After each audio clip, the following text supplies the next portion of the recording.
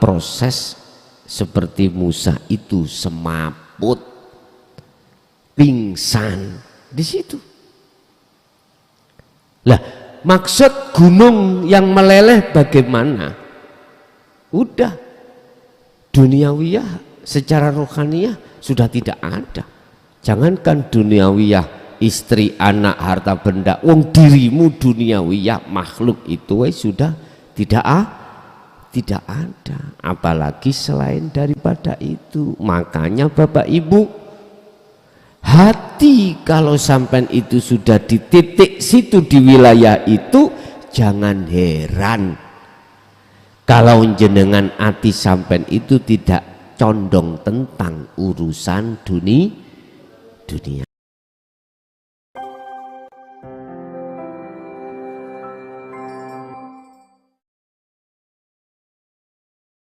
Assalamualaikum warahmatullahi wabarakatuh. Ila hadratin Nabil Mustafa Rasulullah sallallahu alaihi wasallam wa ala alihi wa azwajihi wa dzurriyyatihi wa qurrabatihi wa ali baitihi wa ashabil kiram wa ila jami'il anbiya wal mursalin wal awliya wasyuhada wassalihin wat tabi'ina ila yaumiddin, khususan jami'i masayikhi ila muntahum wa ila abaina wa ummatina wa azdadina wa masyayikhina wa auladina wa azwajina wa dzurriyyatina wa ahli baitina wa jami'i man tabi'ana, khususan jami'il arwah fi hadil majlis wa ghairuhum lahumul fatihah. A'udzubillahi.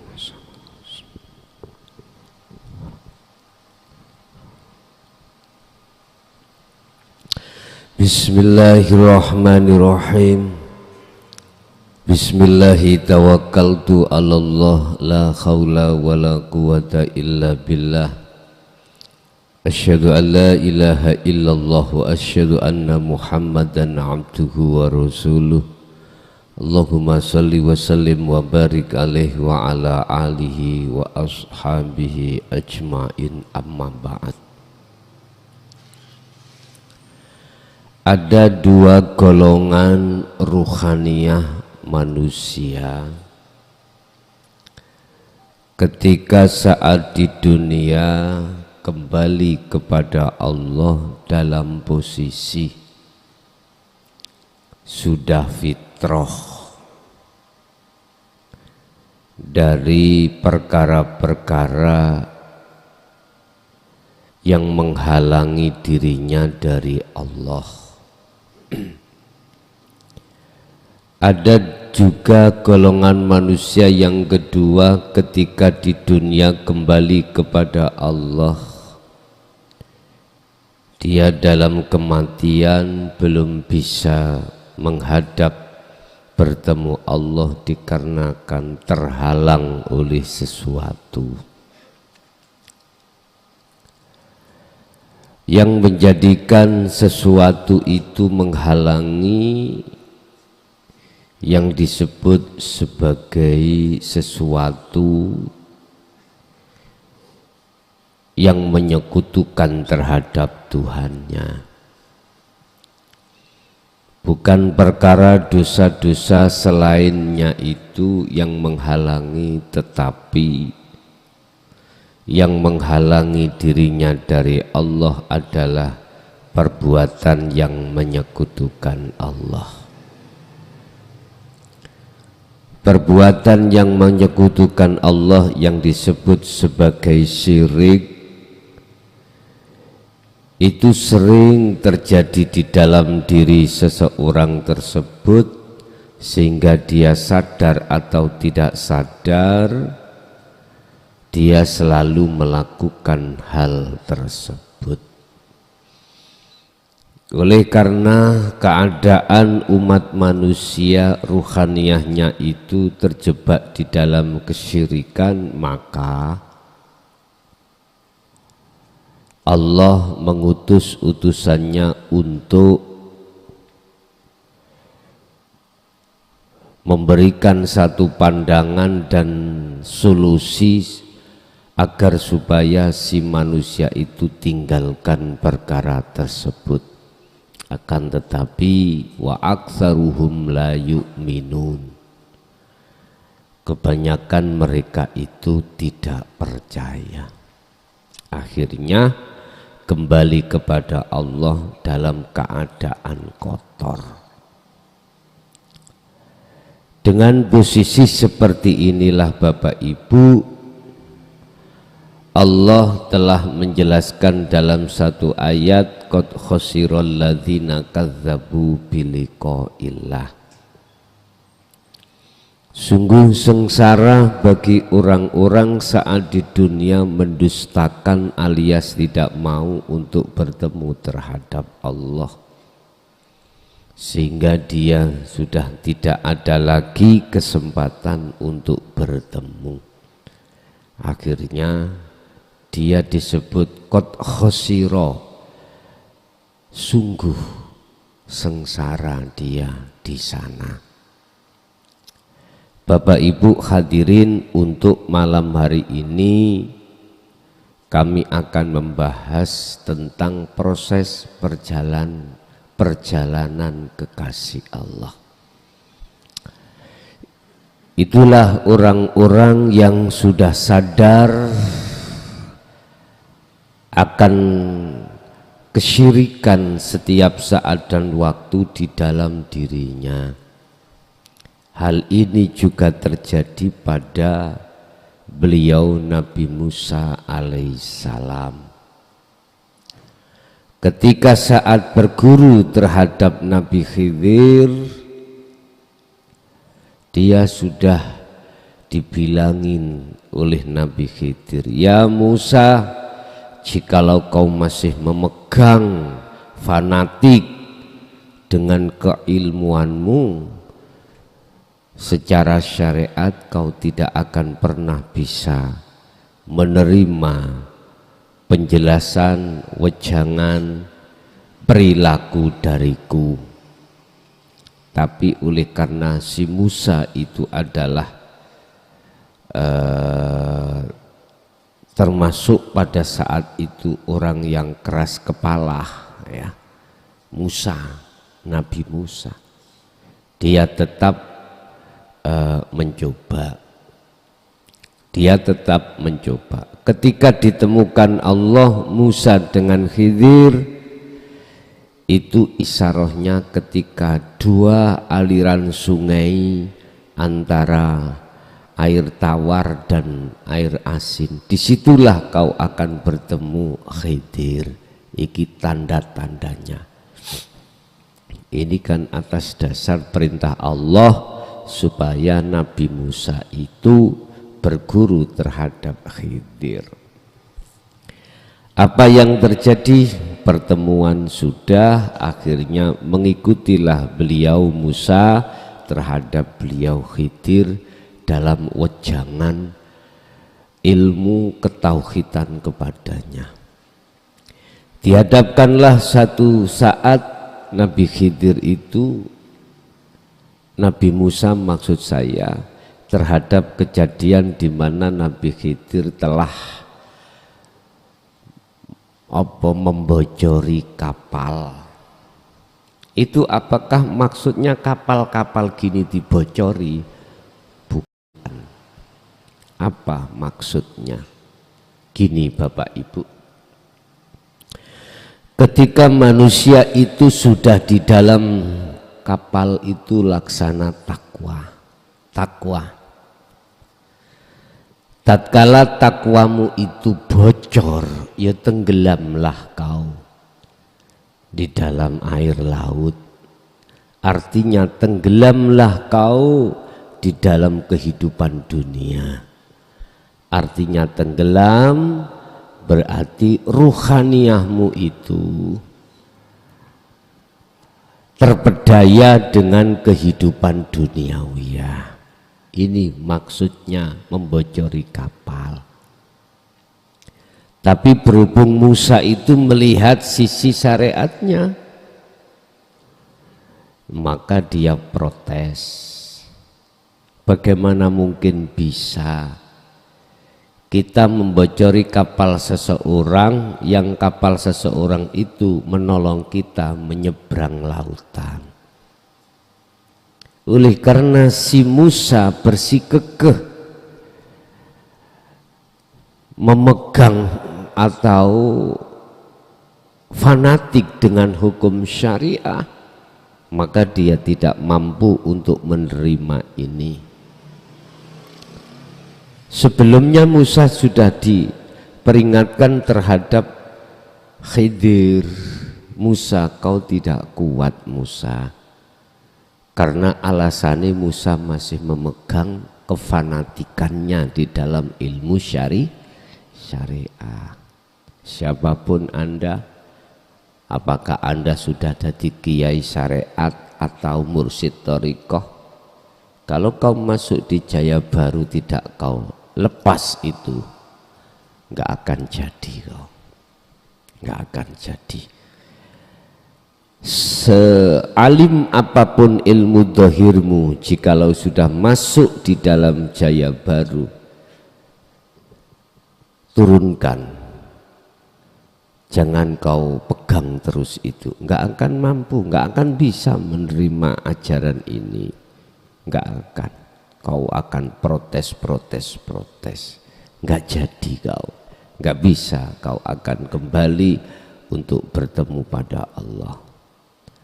Anda yang alim ilmu tentang syariat atau alim tentang ilmu muhadharah, bahkan kau alim tentang ilmu mukasyafah, bahkan bisa menerawang isi perut bumi itu, mana sumbernya yang ada. Kalau kau sudah masuk di Jaya Baru tidak kau sisingkan itu, nggak akan jadi kau. Andai kata kau mewah urusan duniawiyahmu di muhadharah, kalau masuk di dalam Jaya Baru masih kok pegang, kau tidak akan pernah bisa sampai pada kewusulan Allah. Begitulah kiranya Bapak Ibu, dihadapkan persoalan satu ini aja Musa sudah muntah, gak bisa menerima, apalagi pelajaran berikutnya yang ada kaitannya Nabi Musa, Nabi Khidir maksudnya membunuh anak kecil, gak bisa. Di mana di situ mempunyai maksud, ibarat jenengan mewah itu dihabiskan kemewahanmu, ibarat kau alim dihabiskan rasa kealimanmu, ibarat kau ini orang yang berpangkat diuculi, dipereteli pangkatmu, jadi jatuh. Mohon maaf, nggak bisa, tetap nggak bisa. Makanya siap-siaplah kau jikalau sudah masuk di Jaya Baru, siap mati, siap melarat, siap mereteli pangkatmu duniawiyah. Begitu. Yang terakhir, dihadapkanlah satu kejadian di mana menghilangkan rasa kehormatan di dalam dirimu. Artinya, mengapa di situ Nabi Khidir membangun satu pagar di mana orang-orang kampung itu tidak menghormati kita? Oleh karena si Musa itu adalah merasa orang yang terhormat, mestinya masuk di dalam kaum harus dihormati, malah dicuekin oleh kaum. Musa sakit hati karena merasa mulia. Wong aku nabi kok, lah wong aku orang tokoh kok masuk di kaum kok gak dihormati, lah kok malah Khidir kok membangun pagar yang mau roboh. Ini selalu bertolak. Mestinya ketika saat iki pandangan Musa, ketika saat kaum itu tidak menghormati alias meludahi, mestinya harus dibalas meludahi. Enggak, Nabi Khidir. Malah ada satu pagar di kampung itu yang mau roboh, malah dibangun. Musa memakai hukum syariat. Akhirnya saat itulah perpisahan terjadi. Itu artinya apa, Pak? Orang-orang yang ketika saat dihadapkan huwaladzi arsala rasulahu bil huda wa dinil haq, ajaran Rasulullah ini mayoritas menolak, mayoritas. Tapi ada perjalanan calon kekasih Allah awalnya menolak, tetapi akhirnya dia menerima atas kesadaran diri. Hidayah datang diterima. Akhirnya inilah dia yang awalnya mengatakan bahwasanya ajaran dinut tauhid itu enggak benar, akhirnya atas kesadaran diri mengatakan benar. Ada seseorang yang seperti itu, yang asalnya itu kolot-lot seperti Nabi Musa, enggak mau, tapi pada akhirnya dia menerimanya. Ini jan kalau tidak pilihan Allah nggak mungkin bisa terjadi. Oleh karena pilihan Allah maka bisa hal ini terjadi. Contoh pada si Musa. Diterangkan hal ini di dalam surat Toha ayat 11 sampai ayat 14. Inilah proses kita, walaupun kita dulu mengatakan ajaran dinut tauhid itu enggak benar. Sekarang berhubung jenengan sudah mau melepaskan keakuan Anda yang kaya, keakuan Anda yang mewah di dalam muhadharah kealiman, di dalam mukasyafah kesaktian, maka disitulah Allah dawuh falamma ataha nudiya Musa. Ketika Musa dipanggil oleh Allah, dia datang terhadapnya. Ya Musa, hi Musa, ini ana Rabbuka, sesungguhnya aku iki Tuhanmu. Nah ini berarti dengan proses seperti ini Anda ini sudah menghayati, mengimani apa yang terjadi dari Allah, diberikan tentang dinut tauhid. Hatimu sudah ada nur cahaya. Nur cahaya apa? Nur cahaya iman yang benar, tapi belum menjadi nur makrifat. Cahaya yang benar artinya cahaya iman yang benar. Artinya kalau sampean sudah yakin ajaran dinut tauhid itu sudah dikatakan kebenarannya mutlak, maka Anda pasti akan mengatakan gini, ternyata apa perbuatanku selama ini, baik sholatku, zakatku, posoku, tidak ternilai di mata Allah. Pasti seperti itu. Apa amaliyah-amaliyah yang dulunya Anda bangga-banggakan, loh, sing sugih sedekah Pak, di setiap provinsiku bikin masjid, setiap provinsi, bahkan setiap kabupaten itu mendirikan masjid. Bahkan saking kayanya, usahanya saking lancarnya, jari ini gurunya, oh iku barokah kamu, barokah, semakin kau bikin masjid semakin banyak, maka usahamu semakin jaya. Iya jaya. Tapi bukan Jaya Baru loh ya, bukan Jaya. Iku katanya barokah.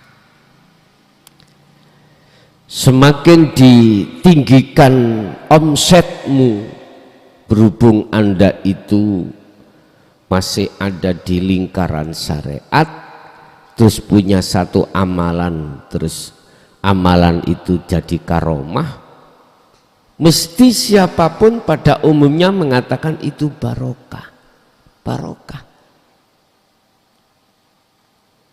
Lu gak usah ngomong tidak, memang gitu dulu itu.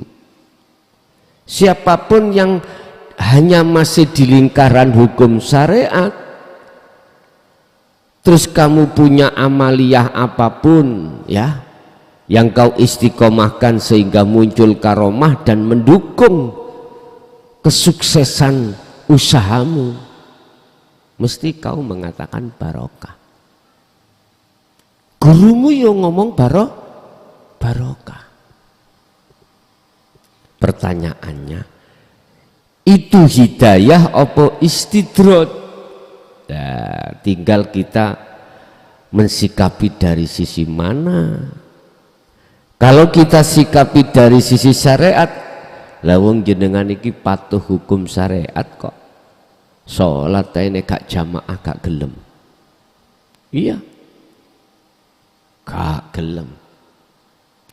Poso mawon masih loro, wetenge mending aku matek dalam keadaan poso daripada mokel. Jari Pak dokter, kuwi nek gak mangan lambungmu kok tambah parah. Mboten, matek gak apa-apa. Jenenge wong saking kuate cekelan syariat gitu ya. Lho aku nggak nyalahkan, itu prinsip, monggo. Lah, Masya Allah, semua dikasih Allah mudah tentang kesuksesan dunia. Dodolan sak dodolan, dagangan lagi buka, lho sing teko kok, Masya Allah, marung no. Wis gak ono sepine, saking gak sepine ninggalno sholat duhur jamaah susah. Wis jenenge saking ramene Pak ya, mesti ngomong barokah. Iki barokah sebab wiritaku, sebab pendungane guruku. Gurune ngomong, ya kene rek 5% rek. Lho aku yo ngaitno, aku sing gak wiritan awakmu. Bentuke 5% apa? Lho, kayak ngene iki apa jenenge? Apa iki degan? Ya aja kok tok wungkul ngene. Ya kudu kok pecah. Engko cek iso dipangan daginge diwadahi nang ngene gelas. Ngoten. Aku ngerti ngene iki, kok sisane kok entekno.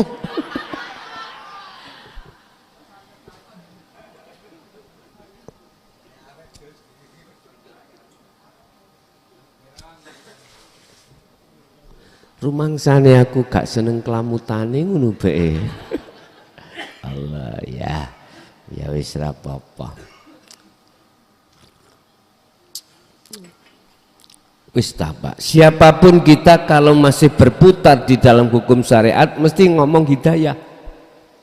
Ngomong hidayah. Iki petunjuk, iki barokah.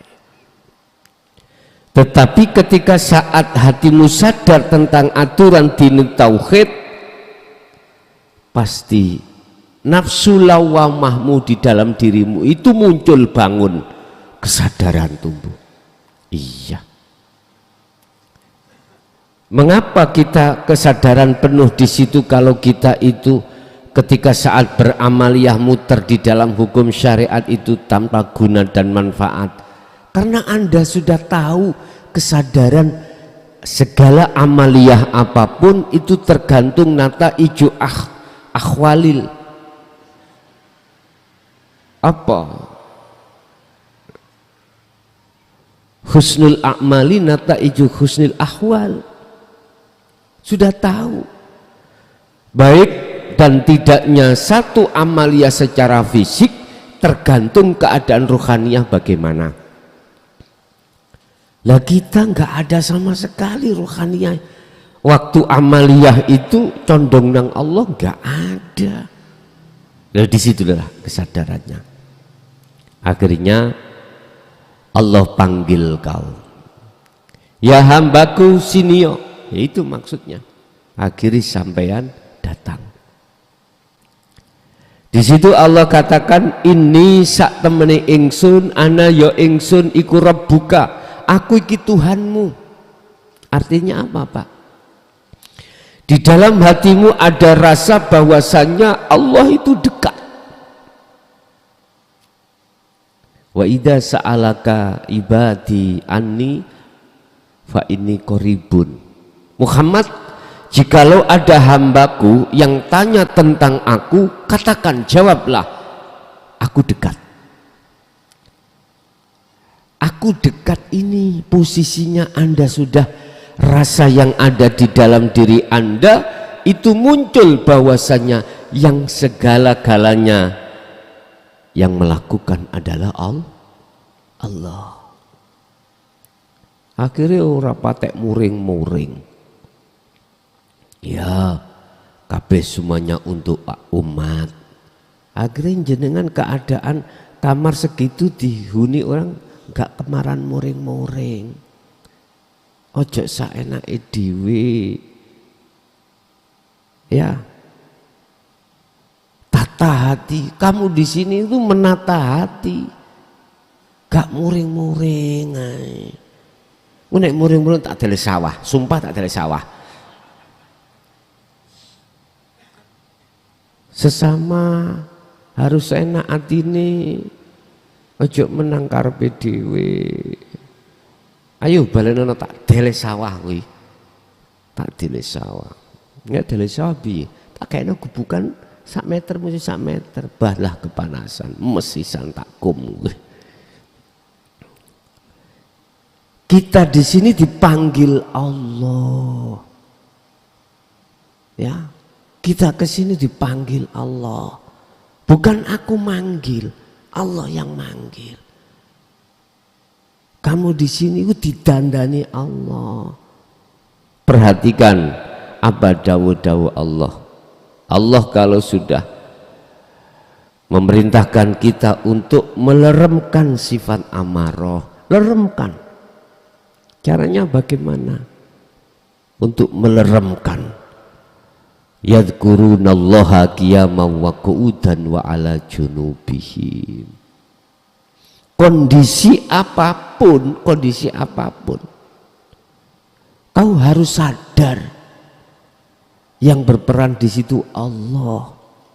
Jadi kalau bila mana ada muncul sesuatu sedikit yang enggak enak, kau bisa kembali.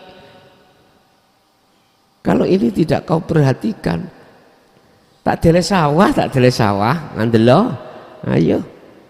Butuh ya awak dhewe iki ben jenengan iku bersih rohaniyae juga bersih jasmaniyae. Tinggal berapa tahun sih kita itu? Ayo, sisa umur kita tinggal berapa? Waktu yang begitu panjang kau habiskan dolim pada Allah, tinggal sedikit. Ngapain dibuat marah-marah? Ngapain dibuat menang sendiri? Wis, iku gak masuk Jaya Baru, ya. Ini ana rabbuka, aku iki pangeranmu Musa. Artinya di dalam dadamu itu sudah ada nur iman yang benar. Apa? Fungsikan. Caranya memfungsikan itu tadi, keadaan apapun Anda berzikir, sadar. Inilah Musa.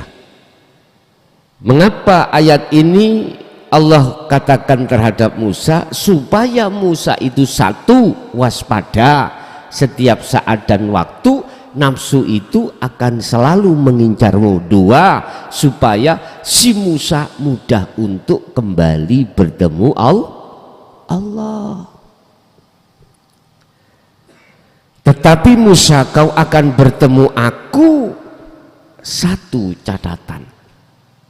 Ketika Anda sudah memegang sirul asrar, kau akan bisa sampai fana'udz dzikri, kau sampai bisa ketemu Allah, usul pada Allah. Ada syaratnya. Apa syaratnya? Allah katakan dalam satu ayat lain, falya'mal amalan sholihan. Teruskan zikirmu, terus, jangan berhenti kau, teruskan berzikir. Kedua, menurut ayat surat Toha ini Allah katakan fahla na'laika, fahla na'laika, fahla lepasen, na'laika sandal luru ning awakmu. Artinya tadi kau merasa kau yang digerakkan Allah dan Allah hidup itu yang menggerakkan. Lah gitu dah. Itu dzikir su'aul basyirah. Yang tadinya Anda merasa yang digerakkan dan Allah itu yang menggerakkan hidup dalam dirimu, ini kan disebut su'aul basyirah atau muraqabah. Anda sudah merasa kalau Allah itu sangat dekat. Lepasen keakuanmu yang merasa yang digerakkan.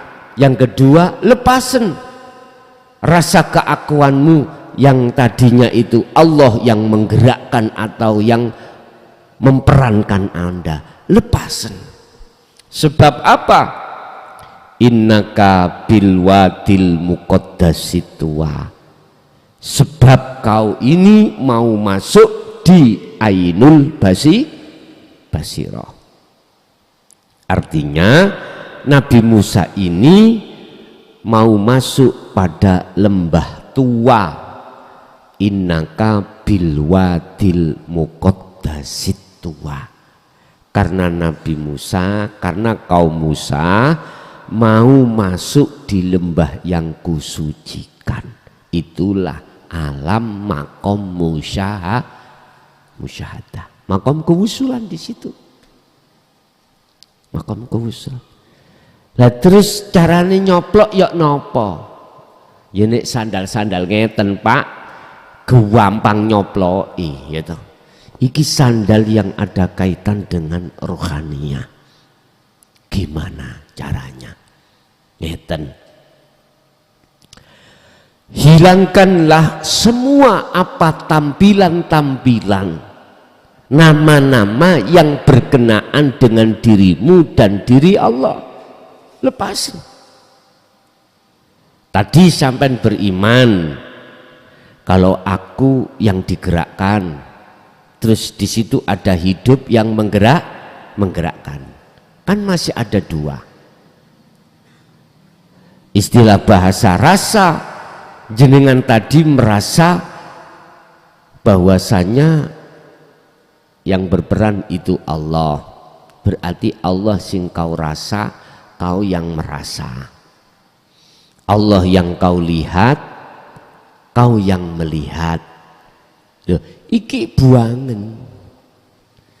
Piye carane sampean buang? Belajarlah hatimu itu untuk menumbuhkan dalam diri. Pertama, penafian keakuanmu yang tadi merasakan, buangan. Yang kedua, penafian keakuan Allah yang kau rasakan. Terus ya apa? Inilah akhirnya muncul satu ayat, innani innani anallah la ilaha illa ana. Munculnya keanaan dirimu, bukan ana dirimu makhluk, ana dirimu Allah. Kedirian Allah di dalam dirimu itu sudah betul-betul muncul setelah kenafian keanaan dirimu yang merasakan dan Allah yang Anda rasa, dan itu tidak bisa kami urai, Pak. Tidak bisa kami sebut, cuman saya hanya bisa menyebut anak Allah, hanya itu. Cuman maksudnya di situ nanti Anda akan dipahamkan Allah sendiri. Wis, inilah bahasa ilmu itu sing paling dhuwur, puncaknya ada di sini. Puncaknya ada di sini. Tergantung dirimu mengiyakan seruan Allah di dalam sini apa enggak. Pun. Wa anakhtartuka fastami lima yuha. Andalah yang kupilih, kata Allah. Jikalau Anda melakukan seperti ini, berarti Anda adalah hamba yang kupilih. Berarti Nabi Musa itu hamba yang dipilih.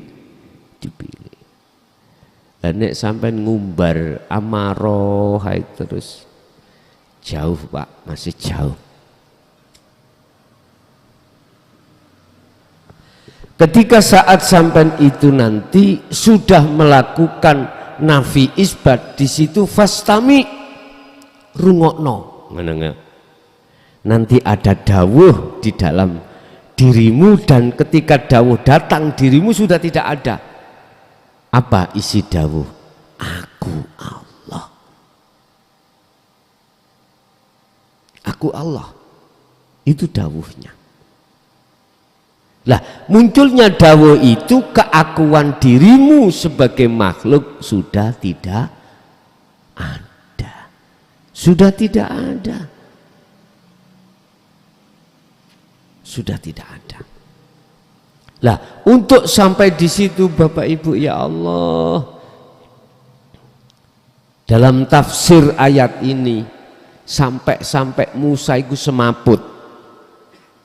Gunung iku meleleh, iku karepe piye? Jenengan sudah nggak sadar. Kesadaran hatimu terkait apa masalah dunia iku hilang. Bahkan sampai terjadi ketidaksadaran akalmu terkait urusan dunia. Bisa jadi seperti itu.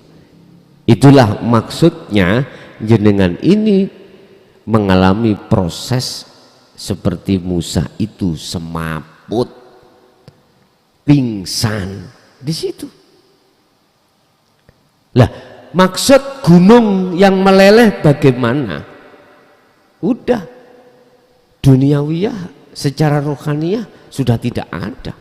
Jangankan duniawiyah, istri, anak, harta benda, wong dirimu duniawiyah, makhluk itu sudah tidak ada, apalagi selain daripada itu. Makanya Bapak Ibu, hati kalau sampai itu sudah di titik situ, di wilayah itu, jangan heran kalau jenengan hati sampai itu tidak condong tentang urusan dunia. Memang sengaja diputus hubunganmu terhadap Allah.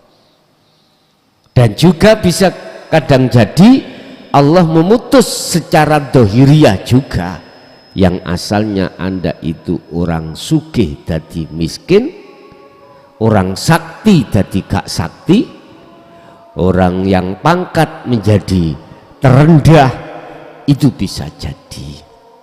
Tinggal Allah memilih Anda dilakukan di jalur mana.